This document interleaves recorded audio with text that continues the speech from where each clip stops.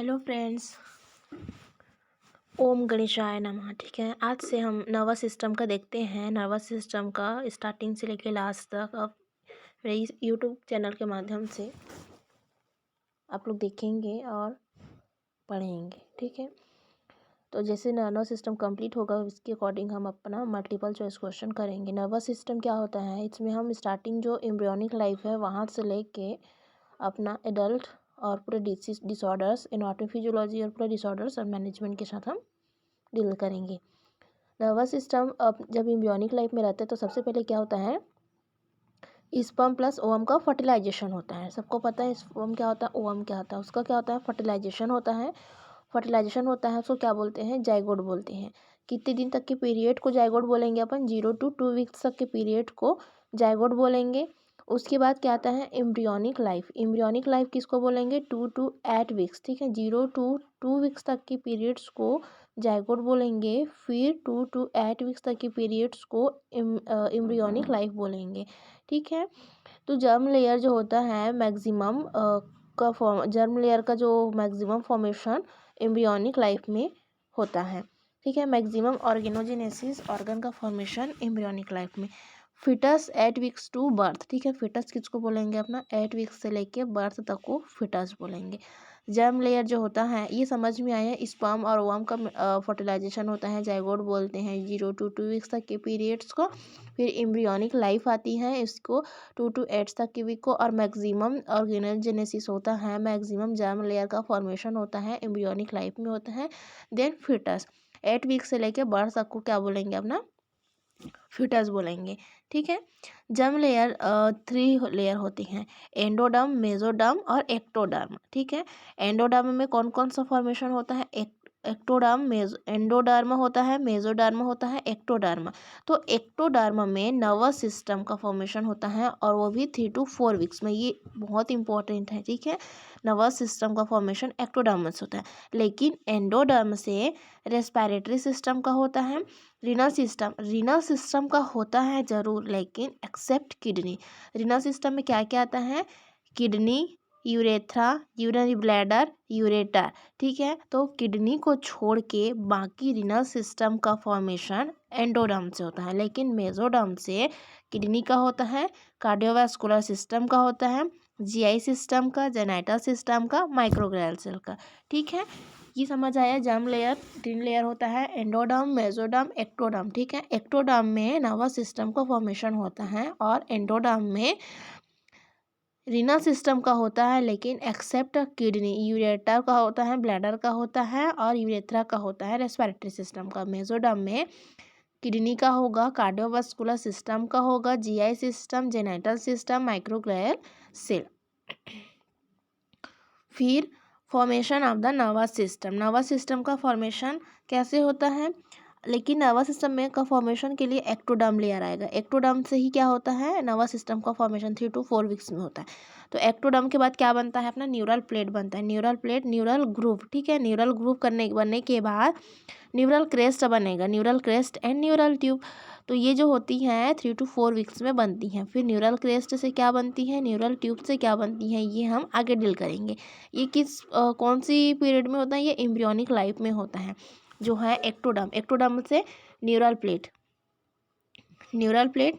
ठीक है, neural ectoderm, neural plate, neural glue, neural crest and neural tube. ये embryonic life का formation होता है। ठीक है, नेक्स्ट देखते हैं नर्वस सिस्टम का फॉर्मेशन। ठीक है, नर्वस सिस्टम का फॉर्मेशन कैसे होता है, न्यूरल ट्यूब और न्यूरल क्रेस्ट। ठीक है, मैंने बताया है पिछले में। ठीक है, एक्टोडर्म, फिर क्या बनता है उसको, neural plate, neural groove, neural crest. ठीक है, ये सब चीज़। न्यूरल ट्यूब से क्या क्या बनता है, न्यूरल क्रेस्ट से क्या क्या बनती है, न्यूरल क्रेस्ट से पेरिफेरल नर्वस सिस्टम और श्वान सेल बनती है। ठीक है, न्यूरल क्रेस्ट से पेरिफेरल नर्वस सिस्टम और श्वान सेल बनती है। न्यूरल ट्यूब से central nervous system, central nervous system के अंदर ब्रेन आता है और स्पाइनल कॉर्ड आता है। ओके, सेंट्रल नर्वस सिस्टम के अंदर ब्रेन आता है और स्पाइनल कॉर्ड आता है। तो सेंट्रल नर्वस सिस्टम बनती है, न्यूरोग्लियल सेल बनती है, रेटिना बनती है, ऑप्टिक नर्व बनती है। ये क्या है, न्यूरल ट्यूब। न्यूरल ट्यूब के अंदर total 4, central nervous system, neuroglial, retina, optic nerve. ठीक है, सेंट्रल नर्वस सिस्टम के अंदर ब्रेन और spinal cord. Central nervous system, neuroglial, retina, optic nerve. Neural tube formation defect. ठीक है, अपन न्यूरल ट्यूब फॉर्मेशन डिफेक्ट आप लोगों ने पढ़ा ही होगा। तो मेनली जो होता है 99% मोस्ट कॉमन किसकी वजह से होता है, क्रोमोसोमल एबनॉर्मलिटी की वजह से होता है। और 1% जो होता है विटामिन B9 यानी फॉलिक एसिड की डेफिशिएंसी से होता है। तो हम इसको प्रिवेंट करने के लिए क्या कर सकते हैं, to prevent neural tube defect folic acid start करते हैं, मतलब कि 4 weeks before planning of pregnancy. ठीक है, प्रेगनेंसी के प्लानिंग कर रहे हैं उससे 4 वीक पहले हम अपना क्या करते हैं, फॉलिक एसिड स्टार्ट करते हैं। ठीक है, मतलब 400 माइक्रोग्राम टैब स्टार्ट करते हैं, मतलब कि 0.4 mg। प्रेगनेंसी में आप लोगों को पता ही होगा टोटल 500 माइक्रोग्राम देती हैं। ठीक है, न्यूरल ट्यूब में अब देखते हैं, न्यूरल ट्यूब में 2 पोर होती हैं। ठीक है, एक एंटेरियर पोर और एक पोस्टेरियर पोर।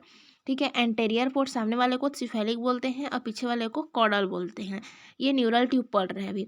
नर्वस सिस्टम का फॉर्मेशन आपने देखा है कि एक्टोडर्म से हुआ है, neural plate, neural groove, neural crest. उसके बाद क्या होता है, नर्वस सिस्टम को पूरा ये एम्ब्रियोनिक में होता है।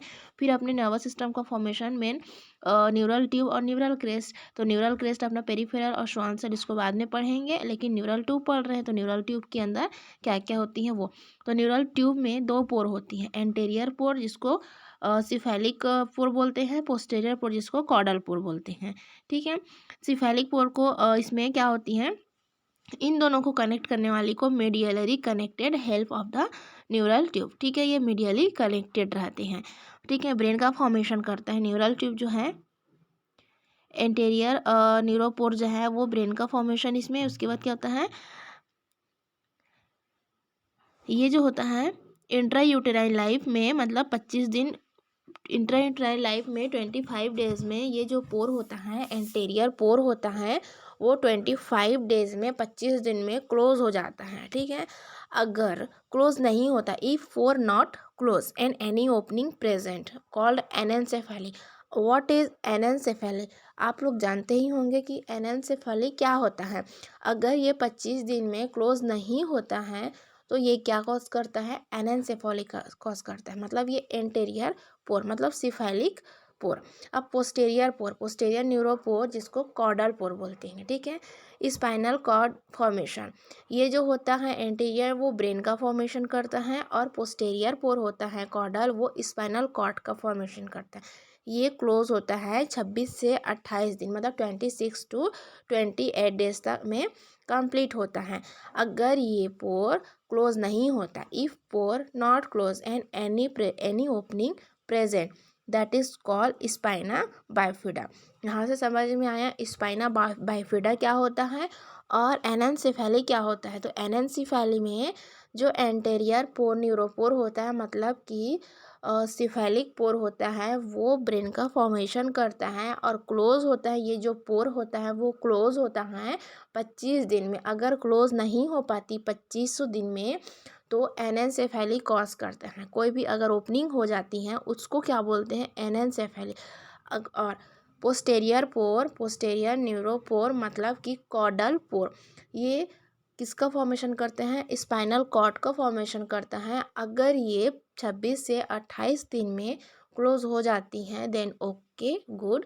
अगर क्लोज नहीं होती हैं 26 से 28 दिन के बीच में, तो ये कोई भी अगर ओपनिंग होती है, इसको इसी ओपनिंग को ही स्पाइना बाइफिडा बोला जाता है। यहाँ तक समझ में आया। नेक्स्ट अपना देखेंगे नेक्स्ट क्लास में, तब तक के लिए थैंक यू।